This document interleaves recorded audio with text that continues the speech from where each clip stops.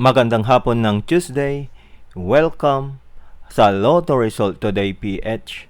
Narito ang mga resulta para sa 5 PM draw, March 10, 2026. Para sa resulta ng 2D Lotto, 25 at 22.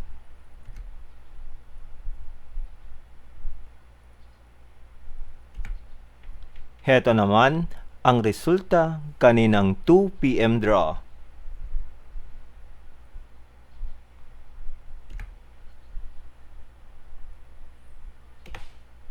Para sa resulta ng 3D Lotto, 5, 9, at 8.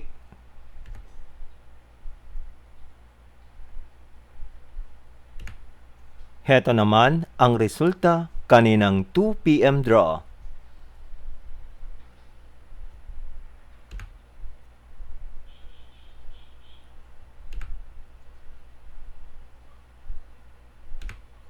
At yan ang mga resulta ngayong 5 PM draw.